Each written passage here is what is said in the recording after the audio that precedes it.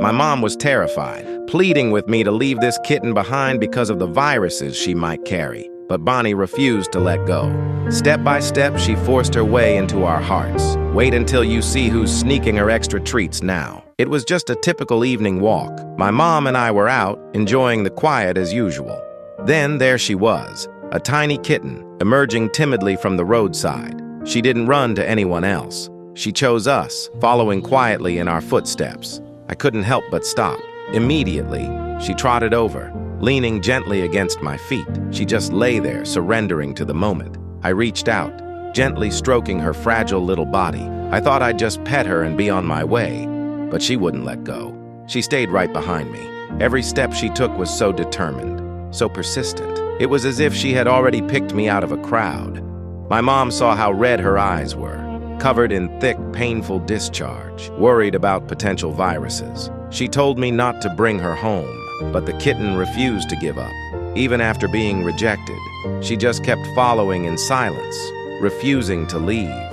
My heart was being pulled apart, looking at this weak but stubborn little soul.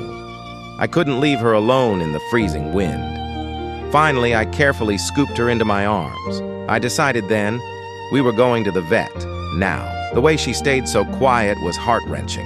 She just stayed curled up, peaceful in my arms. Not a single struggle. After a careful exam, the doctor found severe eye inflammation, way too much discharge. They suspected feline herpes virus. Hearing that news, my heart just sank. But I never regretted picking her up. She's so small, only 7 or 8 months old. If no one stepped in, she wouldn't have survived this brutal winter. The doctor started her on deworming and warned us, herpes and calicivirus are highly contagious. We couldn't finish all the tests that day. She had to stay at the hospital for observation. That night, I couldn't sleep a wink. My mind was full of worry and what-ifs. I even dreamed about her, alone and in pain. Early the next morning, I rushed back to the hospital. She wasn't doing well at all. Her eyes were glued shut with more discharge. Her tiny body was huddled in a corner. It made my heart ache. Luckily, further tests ruled out herpes virus, but a new anxiety rushed in. Her vitals were all over the place. She tested weak positive for feline distemper. She had to be admitted immediately. The doctor patiently explained she might be a carrier or she was already fighting it off. For now, we'd treat the eye infection and try to build up her immune system. When the doctor found out she was a stray, he even discounted some of the costs. During her stay, she was so well behaved, so incredibly brave. She took her shots and meds like a pro, never once making a fuss. I kept praying for her every day, hoping she would hold on, just needing her to make it through these critical days. I brought her some supplies. Inside that small isolation cage, she was curled up so still. Her dirty little paws were gently kneading the blanket. For a kitten who had lived through the rain and cold, on the harsh streets, this tiny little corner was the warmest harbor she'd ever known. I prepared some goat milk, mixed with probiotics. She licked the bowl clean, till it literally shone. Then she drank her water like a good girl. It was almost too much to watch. I used wet wipes to clean the dust off her tired body. She was so cooperative, not flinching once. Once she was clean, she looked so much better.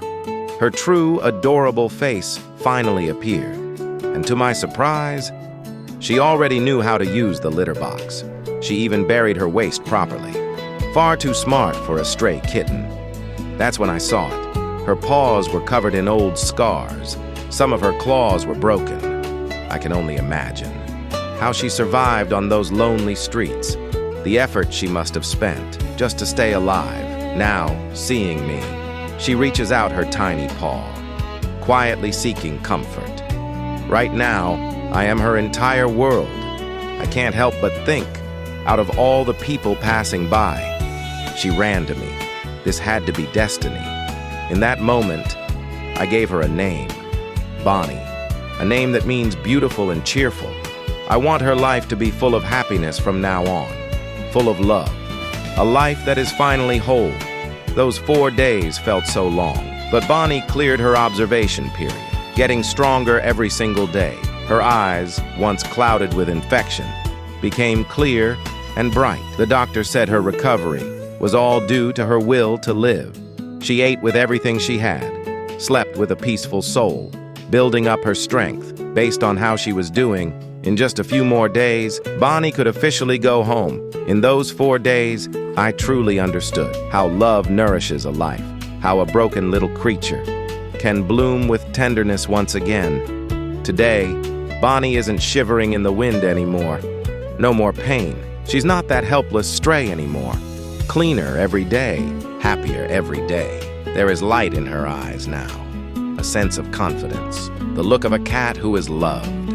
As soon as I reach out, Bonnie rolls right over, trusting me with her little belly.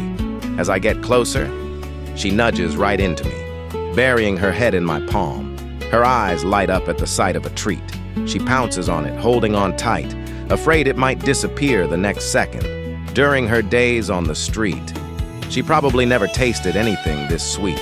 I have a feeling she knew how to use a litter box and loved people, because she used to have a home, only to be heartlessly abandoned. But even after being hurt, she still chose to trust, still bravely running toward warmth. The day we brought her home, the whole family came out. My mom, who was so against it at first, was completely won over by her. Opposition turned into silent support. I guess love really is contagious. Back at the new house, Bonnie looked around cautiously, curious but a little unsure. I found a cardboard box, lined it with soft pads, built her a simple, warm little home. As soon as she crawled in, she started kneading. She enjoyed the pets, leaning her head into my hand, purring with a deep sense of peace, as if saying, I have used all my luck to finally find my real family. I made a silent promise that from now on, Bonnie will always have a home. People say new cats are hard to raise, picky eaters, afraid of people. But Bonnie was perfect. Her appetite was a relief to see. She finished every meal, sat still for her eye drops. But when I see her tiny paws, my heart still breaks. A kitten this young should have soft pink paws, but hers are calloused, scarred and worn. She used every ounce of strength she had just to survive. But from today, everything is different. Those paws that walked through thorns are finally on soft ground. Those eyes that saw only coldness finally see only long-lasting tenderness. That heart, once so terrified, finally found a safe harbor. She trusts me with her life, and I give her my heart. From the cold streets to a warm home, from a struggle for life to a life of love, she found her rebirth through her own bravery. Every encounter is just a reunion with long-lost tenderness. She stayed strong through the storm, still choosing to believe in humans. You were just passing by, but you chose to stop, to provide warmth for an entire winter. From now on, wandering is a thing of the past, and companionship is for a lifetime. The winter is over for Bonnie. Her life is finally beautiful, full of love. Welcome home, little warrior. Your forever family is here, and we are not going anywhere. A beautiful heart, a beautiful life. This is the story of Bonnie, forever loved. Has the cat distribution system ever chosen you? Share your story in the comments below. And if you want to see Bonnie's full recovery journey, don't forget to subscribe.